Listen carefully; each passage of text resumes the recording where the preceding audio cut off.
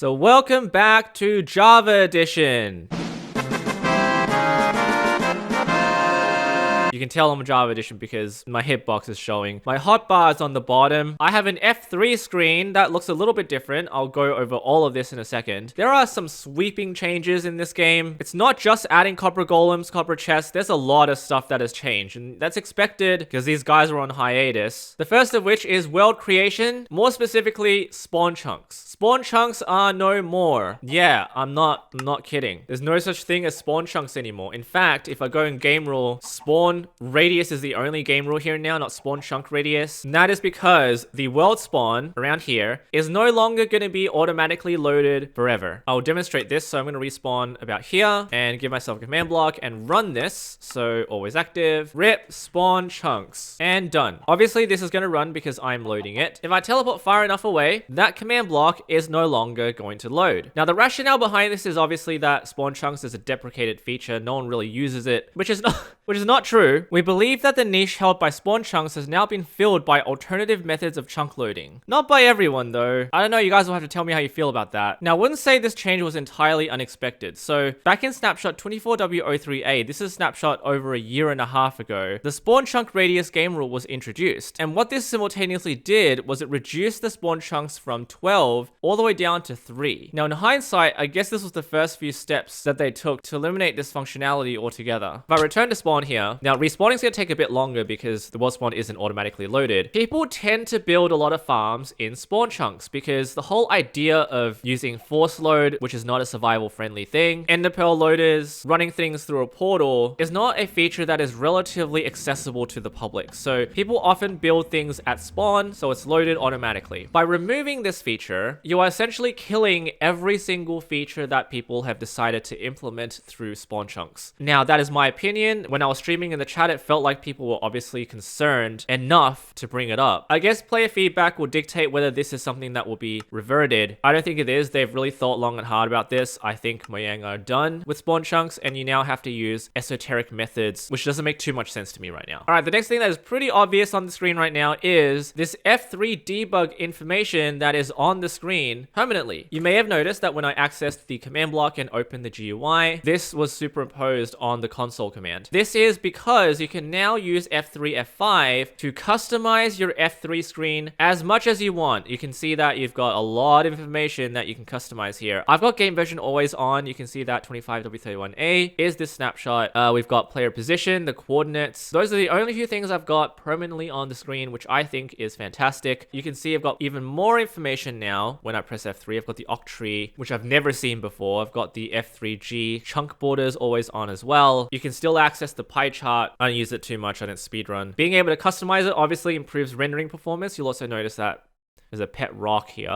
I'll just leave everything on. I don't mind. If you leave the game, you can see that it's still there. The coordinates disappear because I'm outside the world, but if I go back in, it is back. I'll run through the patch notes sequentially here. So all of the new features, you've got the copper chest, copper golem, statue. A lot of them align with Bedrock. Some things here are specific to Java, but will creep their way into Bedrock very soon. Now, we already know how copper golems behave. I have run a few tests here that you can see I've got one that's blocked by a trapdoor that should not be blocked by the trapdoor, but for some reason, a copper golem cannot open this chest, even though it can. I'm gonna try not to scatterbrain this, but this guy is 1 block tall, yet he still can't open the copper chest, which is weird because I can. I guess on the subject of pathfinding, I've blocked off every conceivable copper chest, so these guys can't be opened because they've got a block above it. This one's blocked off by a fence, so obviously this is the only chest that a copper golem can open. They are slightly better than on Bedrock Edition, even though there are a lot of problems with these guys right now. It's an early snapshot, give them time to fix everything.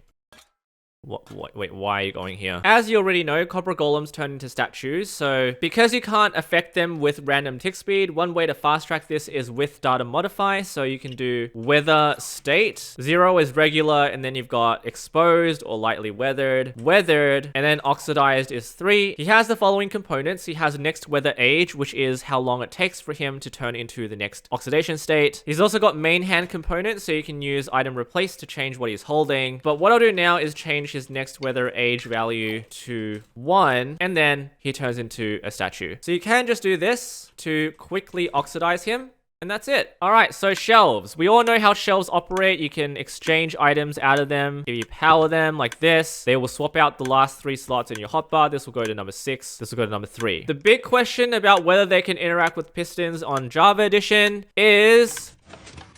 no, they cannot be pushed with pistons. It's a shame that be the way that it is. However, they do interact with hoppers. So you can see here, I've got a hopper system running down through here. This is a dropper that's being powered by an observer clock. And then it comes back out through this hopper and then interacts with this shelf. Because of this interaction with hoppers, there is now this ability to create a slot machine. I think this is something that a lot of people have been trying to do.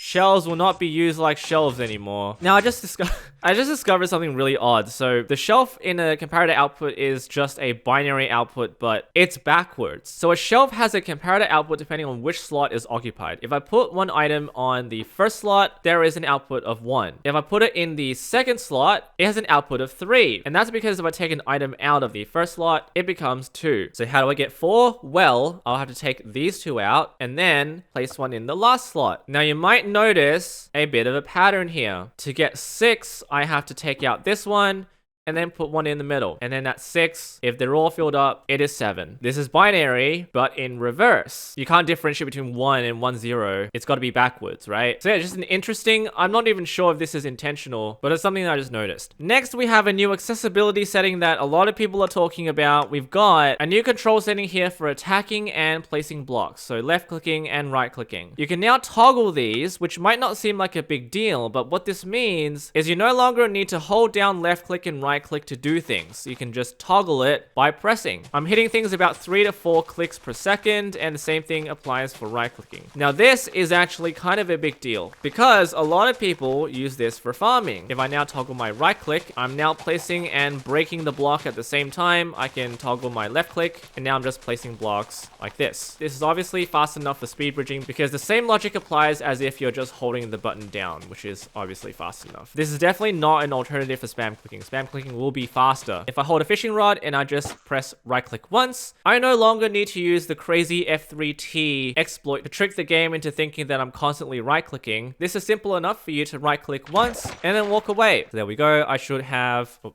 bye. Oh, yeah, just be careful because once you open a chest, you will be always opening that chest. Unfortunately, this does not work with left clicking or attacking farms. And that's because when you fight something or you're swinging a sword in the game, you actually have to attack. Holding down left click does not constantly attack things. This may bring you back to that combat experimental snapshot that has kind of been abandoned, where if you hold down left click, you would actually attack. So unfortunately, this toggle does not work for spawner farms like this. Across all of this, there are also some rendering improvements. There are some peaceful difficulty improvements. Lightning rods now oxidized as well, so you now can wax your lightning rod. There's also copper horse armor. I'm sure that's going to arrive in Bedrock Edition as well. But there we go. Very, very big snapshot. It's going to take some time for me to get used to all this stuff, but I'm very glad this is here. And as usual, if there's anything else that I've missed, I'll cover it in the next video.